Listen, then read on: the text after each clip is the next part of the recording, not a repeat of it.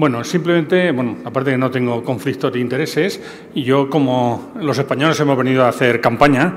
y por favor apunten la fecha esa, ahorren dinero y háganse un huequito en las vacaciones para ir por España y también, ¿por qué no?, asistir al Congreso de la Sociedad Panamericana. Pero esto es secundario. Vayan a España y si les pilla bien de tiempo y no tienen cosas mejores que hacer, vayan al Congreso, que estaremos encantados de recibirles y de que participen activamente en el Congreso Panamericano, que tendrá lugar, como vean ahí, en Madrid del 15 al 18 de junio de dentro de 2 años. O sea que les avisamos con tiempo y nadie va a poder decir que no ha tenido tiempo para ahorrar, que le ha pillado de súbito, el que no vaya,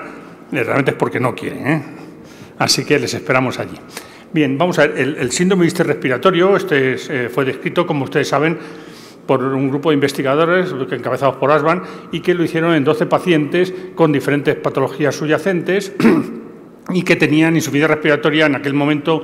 definido por disnea severa, hiposemia refractaria e infiltrado alveolar bilateral. Digamos un poco, unos años después, en una publicación de Kaczynski y colaboradores, describieron lo que era el sustrato de las alteraciones histológicas que coinciden y que dan, digamos, soporte al diagnóstico de síndrome respiratorio agudo, que son el edema intersticial o alveolar, la presencia de membranas hialinas, la hiperplasia de las células alveolares con proliferación de los neumocitos tipo 2 y, si no conseguimos interrumpir el proceso, la fibrosis intersticial. Digamos un poco que hay 3 hitos dentro de o podríamos poner 3 hitos en la descripción original, el trabajo de Murray haciendo la primera clasificación de la gravedad del distrés respiratorio y probablemente el de mayor relevancia después de la descripción original, que es la Conferencia de Consenso Americano-Europea de Bernard Artigas y colaboradores, publicada en el 94. Bien, entonces, describieron unas cosas aparentemente elementales, pero que nos han permitido que todo el mundo, cuando habla de síndrome de distrés respiratorio agudo, pues estemos manejando más o menos los mismos conceptos con estos criterios que ustedes conocen, sin ninguna duda, y con unos factores de riesgos que se definieron en lesión directa e indirecta. Básicamente estaríamos hablando de neumonía o aspiración, y aquí estamos hablando de síndrome séptico, que eso engloba el 80 o el 90% de los factores de riesgo que en la práctica clínica nos encontramos. Bien, entonces, ese sería una radiografía perfectamente compatible con distrés respiratorio y que el paciente puede tener esas lesiones histológicas que yo les llamaba la atención antes, descritas por Kaczynski, que en este caso es una pared engrosada por edema y edema intraalveolar igual, que sería la fase inicial, que más adelante tenemos las lesiones que podríamos definir como lesión bandera del distrés, que es la presencia de las membranas hialinas, que es esto que ven ustedes aquí, teñido más intensamente y que tapiza el interior del alveolo y que no es otra cosa que los neumocitos tipo 1 que se han destruido. Estos son residuos de los neumocitos tipo 1 que tenemos en el distrés y que, si lo vemos con microscopía electrónica, pues vemos aquí que son toda esta imagen así, indefinida, pero que son los restos de los neumocitos tipo 1 y alguna cosa más. Pero fundamentalmente los neumocitos tipo 1 han desaparecido como motivo de tapizar en su función normal, que es tapizar el interior del alveolo. Bien, si conseguimos parar el proceso, los neumocitos tipo 2, que son los encargados de producir el surfactante y que son difíciles de ver, que suelen estar en los ángulos de los alveolos, empiezan a proliferarse. Estas son células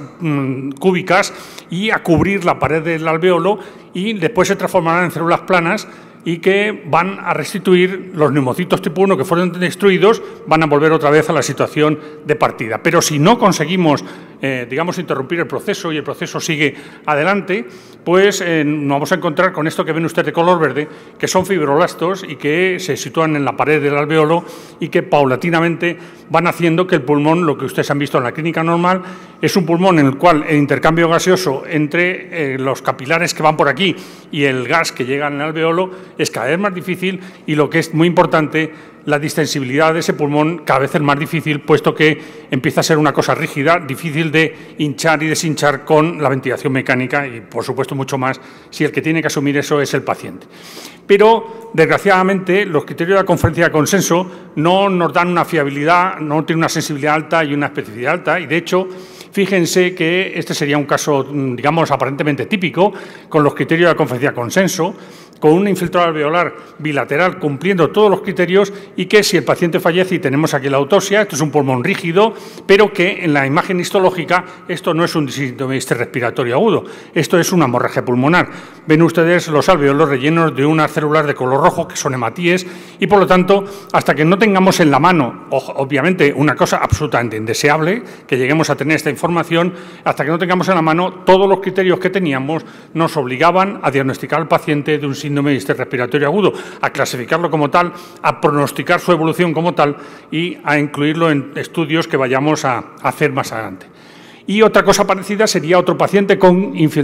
con los criterios de la conferencia de consenso, con una radiografía absolutamente asumible como síndrome de distrés respiratorio, que si tenemos el pulmón en la mano estará también rígido, pero que histológicamente esto es una cosa tan sencilla como una neumonía bacteriana, en la que ustedes ven los alveolos ahí rellenos de polimorfonucleares y bacterias junto a otras zonas del pulmón que son rigurosamente normales. Esto tampoco es un síndrome de distrés respiratorio en el sentido de que no tiene daño alveolar difuso, los criterios histológicos de Kac-Stein, pero que clínicamente nos vamos a ver obligados a diagnosticarlo. El tratamiento es diferente, el pronóstico es diferente, pero no tenemos armas que nos permitan, salvo lo que nos acaba el futuro que nos acaba de contar el doctor Lorente en cuanto a tener algún criterio. Por tanto, fíjense que dos ejemplos, con los mismos criterios clínicos, con la misma radiografía prácticamente. En uno, aquí vemos las membranas hialinas, es un daño alveolar difuso, es un síndrome de distrés respiratorio agudo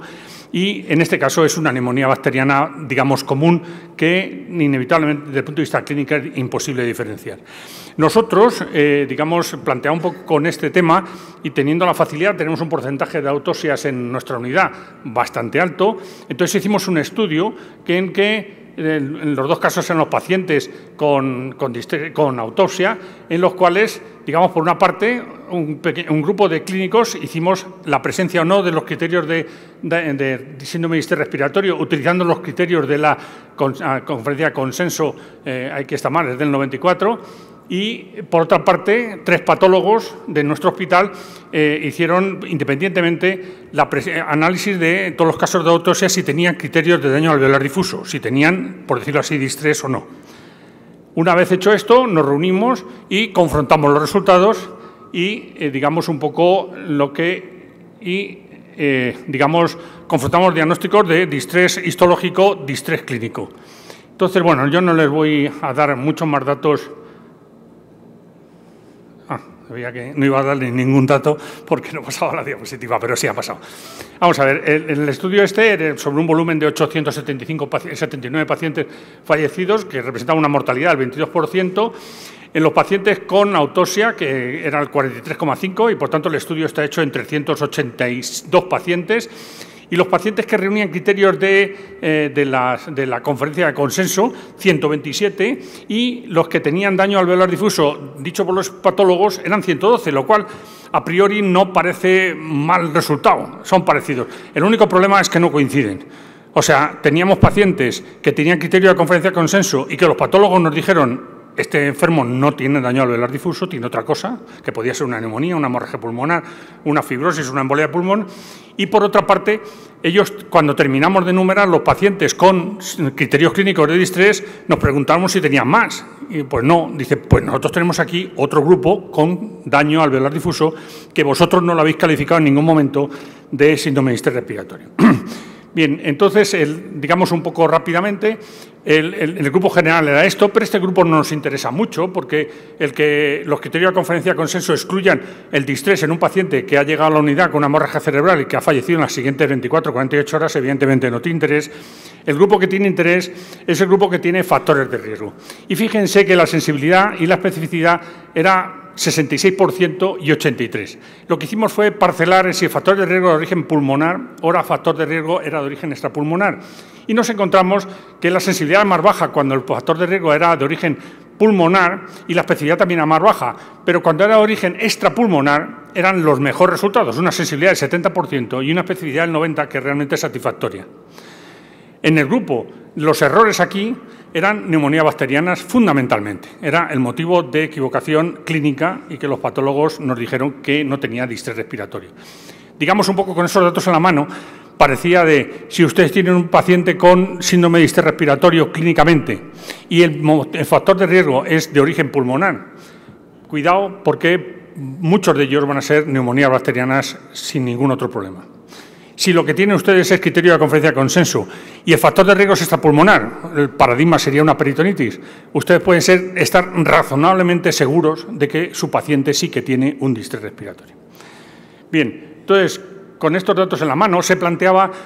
una serie de preguntas de la definición del distrés según la conferencia de consenso publicada en el 94. Y eran cosas como, por ejemplo, si la hipoxemia se debía medir con PIB o sin PIB, el que, digamos, lo que se consideraba aparición aguda, que entendíamos era menos de 72 horas o menos de una semana o menos de 15 días.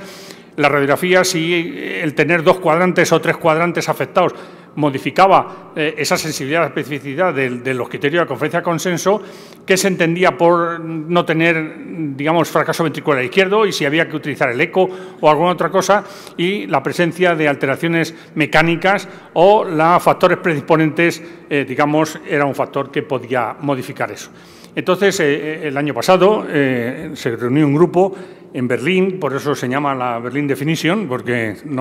parecía lo más ecléctico de cómo llamarlo, y, digamos, trató de revisar y de hacer otra conferencia de consenso 20 años, prácticamente eran 20 años después, porque aunque fue publicado en el 94,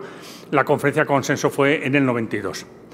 Bien, entonces, digamos un poco el background de esto es que la definición de la conferencia con el 96 había sido muy aceptada. Generalmente todo el mundo hablaba de distrés utilizando los criterios de la conferencia de consenso. La definición representó un avance importante y mejoraba nuestra habilidad para manejar los pacientes y, como todas las definiciones, probablemente requieren una revisión que no sé si es a los 20 años o a los 19 o a los 30, pero probablemente ameritaba ya una revisión y una actualización a juicio de los reunidos allí. Estos eran los criterios que ustedes conocen del ALI y del distrés respiratorio, cuya única diferencia fundamentalmente era el nivel de punto de corte, ALI menos de una PAFI inferior a 300 y distrés una PAFI inferior a 200.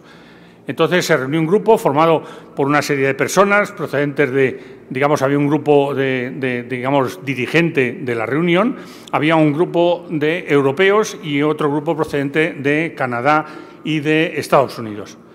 Ese grupo es esto es al final de los 2 días, todo el mundo tenía un poquito ya cara de estar harto de discutir del distrés, como pueden ver ahí, pues tenemos al doctor Luciano Gattinoni, tenía todavía muy buen aspecto, yo la verdad es que estaba bastante más afectado y el doctor Vincent, como es habitual, estaba absolutamente hiperdinámico y todavía con ganas de seguir otros 2 días más discutiendo de la conferencia de consenso.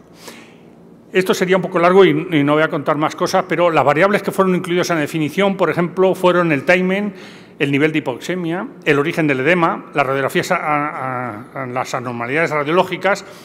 algunos datos fisiológicos adicionales y, por otra parte, después de discutirse, consideró que una de las ventajas del estudio, de la conferencia anterior era su fácil acceso desde el punto de vista clínico. No tenía uno que tener mucha instrumentación ni contar con respiradores muy sofisticados para que nosotros pudiésemos definir que era distrés. Y en ese sentido, pues se excluyó la determinación por la presión plató, en la medida de espacio muerto que luego se vio, el agua pulmonar. Este era una tentación y a su vez un riesgo, el utilizar biomarcadores, pero como nos acaba de mostrar el doctor Lorente, esto es un proceso actualmente en evolución y era darle una fecha de caducidad muy inmediata el incluir biomarcadores en el tema aparte de las dificultades de medirlos, porque claro, esto no es una conferencia de consenso para hacerlo en el Mass General, sino para hacerlo en un hospital pequeño de los Andes y por tanto tiene que ser útil y fácil de acceso para todo el mundo. La utilización del CT y, digamos, algunos datos objetivos desde el punto de vista de fluidos y de evolución del nivel de alteración cardíaca. Y este fue, digamos, el primer que podíamos llamar borrador. Y les digo por qué. Bueno, en principio, el timing se consideró que menos de una semana, en una semana, desde que se sabe cuál es el insulto. La hipoxemia, uno de los aspectos principales es que se eliminó el concepto de ALI, porque parecía que eso podía ser confuso, que es la misma enfermedad, pero una se llama ALI y otra se llama distrés, y por tanto todo iba a ser distrés, moderado, leve, moderado y severo. La hipoxemia, el punto de corte eran 200 a 300 en el leve, de 200 a 100 el moderado y menos de 100 de PAFI el severo. Y en un principio se puso un nivel de PIB que era diferente para el leve y el moderado frente al severo. Digamos, la presencia de que no hubiese evidencia de, bueno, como ven aquí, insuficiencia respiratoria no totalmente explicada por insuficiencia cardíaca o sobrecarga de líquidos. Y también, en principio, se utilizó infiltrado bilateral y en el severo se pedían que estuviesen afectados por lo menos 3 cuadrantes. Y, en un principio, había una serie de alteraciones como el espacio muerto y la distensibilidad pulmonar que solo se pedía en el severo. Bien, entonces, digamos un poco, se trató sobre aquel momento, estos son datos que mostró en aquel momento Luciano Gattinoni, el grupo de Luciano Gattinoni, en el cual lo que yo creo que merece la pena llamar la atención sobre que la mortalidad del grupo que entraba dentro de la clasificación de leve era de un 10%, en los de moderado un 32% y en los de severa alcanzaba una mortalidad tan alta como el 62%, lo cual es uno de los objetivos de la clasificación, que es que tenga utilidad para hacer pronóstico, tanto frente al enfermo como frente a los familiares, pues realmente tenía esa utilidad, sin duda ninguna. Nosotros, en el Estudio Internacional de Ventilación Mecánica, el primero que hicimos, digamos un poco, revisamos estos datos que están publicados en el JAMA y también vimos un poco que el nivel de PAFI, como los datos ofrecidos por el doctor Gattinoni, tenían una correlación en la mortalidad muy estrecha. O sea, leve, moderado, severo, era mortalidad que casi de uno en uno iba doblando la mortalidad de los pacientes que cumplían esos criterios. Bien, uno de los puntos que fue motivo de discusión es, porque había sido previamente criticado en la conferencia de consenso, era si la PAFI había que medirla con un nivel de PIB o no, y como han visto en el primer borrador, era para que la PAFI fuese considerada menor de 100, tenía que tener ser medido con una PIB superior a 10. Pero el artículo del grupo, vamos, de peritos y colaboradores publicado en el Critical Care unos meses antes del estudio, pues ponía de manifiesto que, digamos, un poco, fíjense, que menos de 175 de PAFI, entre 100 y 175 y menos de 115, en 110, 175 y menos de 115, pues medido con una PAFI de menos de 5, entre 5 y 10 y más de 11, la mortalidad no cambiaba. Fíjense que parecía irrelevante que esa medición de PAFI se hubiese hecho con 5, con 10 o con 15 centímetros de agua, no modificaba la mortalidad, que al fin y a la postre es para lo que está hecho el estudio de la conferencia de consenso. Y había otros datos procedentes de una base de datos conjunta entre un grupo al lado de Seattle, el grupo australiano y, digamos, otro grupo aquí, y que entonces, fíjense que también lo mismo, en la moderada, por ejemplo, mortalidad y en la severa, digamos, medido con una PAFI menor de 10 o mayor de, o sea, sin PAFI, con PAFI entre menor de 10 y con PAFI más de 10, la mortalidad tampoco se modificaba, lo cual llevó a que en el manuscrito final la PAFI desaparecía. Es decir, todos se piden que la PAFI esté medida con una PIB mayor de 5, pero es lo mismo que sea en el leve, que en el moderado, que en el severo. Y, por tanto, había desaparecido eso. Y, digamos, un poco, había un subgrupo dentro del severo en el que eran los muy severos, y en esto se pedía que tuviese una alteración de la compliance de la extensibilidad determinada, menos de 20 mililitros por centímetro de agua, o un espacio muerto superior a 13 litros en ese subgrupo de pacientes. ¿Cuál es la utilidad? Pues realmente, por ahora, lo único que hemos podido medir es que se asocia bien con un incremento de la mortalidad y, por tanto, como factor de riesgo o pronóstico tiene interés. Pero en el artículo que, si ustedes leen, que ha sido publicado en el JAMA y otro en el Intensive Care, ustedes verán que se proponen, y en aquel momento se proponían una serie de cosas que pudieran ir asociadas al nivel de leve, moderado y severo. Para todos ellos, digamos un poco, se recomendaba obviamente la ventilación con volumen tidal de lo que se llama ventilación protectiva, es decir, con PIB alta y con volumen tidal bajo. Y eso era común a todos ellos. El que, digamos, un poco se recomendase una PIB moderada en el grupo este y una PIB alta en el grupo de moderado y severo, el que Por otra parte, la posición en prono parecía reservada al grupo de severos, pero hay un estudio francés que pronto será publicado, seguro, y que ha tenido unos resultados espectaculares, con una disminución de la mortalidad del 50% por la utilización en prono. Y luego había pues la que se recomendaba tímidamente en el grupo de leve, pero todo esto va a requerir validación, sin ninguna duda. O sea, todo esto son propuestas. Y, digamos, una serie de técnicas como la ventilación a alta frecuencia, el óxido nítrico inhalado, los bloqueantes neuromusculares o la ECMO, que parecía reservado o que parece razonable que quedase reservado al grupo de severo o al grupo de muy severo. Y, digamos, un poco los dos artículos, este ha sido el segundo, publicado en el Intensive Care, y el primero, digamos, un poco, es el artículo publicado en el JAMA pocos meses después de terminar la conferencia de consenso. Ha sido de una efectividad enorme en cuanto a la velocidad de publicarlo y yo creo que, sin duda ninguna, bueno, pues les recomiendo que lo lean con detenimiento porque es muy probable, o yo quiero pensar, que en un futuro, cuando hablemos de síndrome respiratorio, tendremos que utilizar los criterios de la definición de Berlín, que, insisto, son como todos ellos criticables. Yo siempre me acuerdo que en la clasificación de Level of Evidence, en el punto más bajo está la conferencia de consenso, o sea que eso, a pesar de que ahí les he hecho una fotografía de gente que ustedes leen habitualmente, pero no deja de ser un acuerdo después de 2 días de discutir y, por tanto, perfectamente criticable en muchos de sus puntos. Y nosotros hemos hecho, esto está sometido ahora a valoración en la revista, tengo que decir que en una revista que lleva 3 meses para contestar, y espero que sea que sí, porque si es 3 meses y luego dicen que no, pues te enfadan más que si te devuelven el artículo a los 20 días. Pero lo que nosotros hemos hecho, ha sido revisar 712 autopsias que teníamos durante 20 años, se han excluido una serie de criterios y pacientes con factores de riesgo de distrés respiratorio, había 448, y pacientes que cumplían los criterios de distrés respiratorio en 356. Y utilizando la Berlin Definition, el grupo de leve era el 14%, el grupo de moderado era el 40% y el grupo de severo un 46% y el de muy severo era 35% de los casos. Hay que tener en cuenta que, obviamente, son pacientes que han fallecido y, por tanto, tiene un sesgo a favor de que este grupo, que inicialmente en una población general era un 14, un 15%, en este caso es un grupo muy numeroso. Bien, entonces, lo que nosotros son pacientes que tienen criterios de la definición de Berlín de distrés y que en anatomía patológica tenían daño alveolar difuso, que tenían membranas hialinas, hipertrofia de los neumocitos tipo 2 o depósito de fibrosis en los alveolos. Es decir, que eran, podríamos llamarlo, distrés respiratorios auténticos.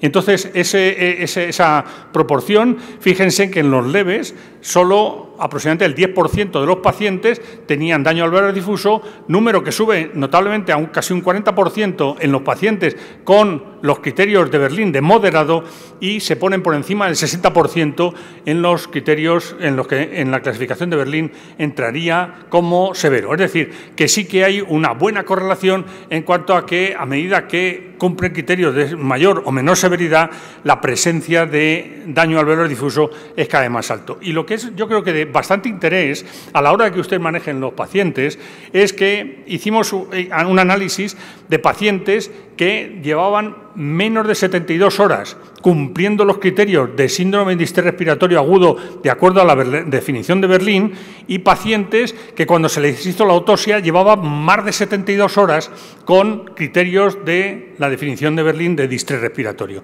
Y fíjense qué diferencia hay tan alta en cuanto a que los que tenían menos de 72 horas tienen 27% de ellos tenían daño alveolar difuso desde el punto de vista histológico y, sin embargo, los que llevaban más de 72 horas, el 62% tenían criterios de daño alveolar difuso. Y lo que vimos es, intentamos ver si a medida que avanzaba el tiempo, ese 62% subía. Y ven aquí, entre el cuarto, o sea, entre 72 horas y el 7º día, entre el 8º y el 10º día y más de 10 días. Y como pueden ver, no se modifica. Es decir, que el punto de corte parece que está en 72 horas de mantenimiento de los criterios de infiltrado alveolar bilateral, PAFI menor de y todos los criterios de la definición de Berlín, de la clasificación, y también en este caso estarían con los criterios de la conferencia de consenso inicial, y que cuando usted tiene un paciente que tiene más de 72 horas cumpliendo los criterios de la definición de Berlín,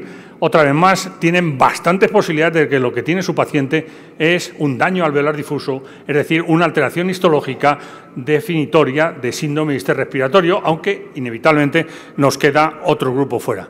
Y, bueno, pues digamos un poco, digamos, en los tres grupos, fíjense que en el leve es más alto aquí, pero esa diferencia se hace muy evidente en el moderado, con más de 72 horas y menos de 72 horas, y en el severo también es muy importante la diferencia entre el que lleve menos de 72 horas o más de 72 horas para que el paciente tenga daño alveolar difuso. Bien, por tanto, yo creo que estos son lo que le puedo contar a día de hoy. Es seguro, hablaba hace un momentito con el doctor Blanch, de que es seguro que, igual que la primera validación, o me parece que nuestro trabajo en el Annals of Internal Medicine era la primera o la segunda validación de la conferencia consenso, y era prácticamente 15 o 16 años después, yo creo que en este caso no va a ser así, que en este momento somos mucho más críticos con este tema, tenemos una metodología mejor y que todos los criterios que se incluyen en la definición de Berlín en los próximos años, empezando porque espero que este trabajo nos lo publiquen lo antes posible en la revista que nos lo han mandado, y no digo nada por si acaso alguno de los presentes lo tiene en la mano. Vamos, sí se me ocurre decirlo, pero será luego tomando una cerveza. Pero yo creo que todos los criterios van a ser validados a corto plazo por numerosos estudios, y vamos a ir viendo cómo de válidos son los criterios de la definición de Berlín, y si hay que modificarlos, probablemente haya que modificarlos antes de otros 20 años, porque probablemente, antes de otros 30 años, porque probablemente no van a durar tanto como los de la previa, y no porque sean peores o mejores, sino porque probablemente en este momento nuestro espíritu de investigadores es muchísimo más crítico que el de hace 30 años. Así que muchísimas gracias, y nos seguiremos viendo con los criterios de la definición de Berlín. Gracias.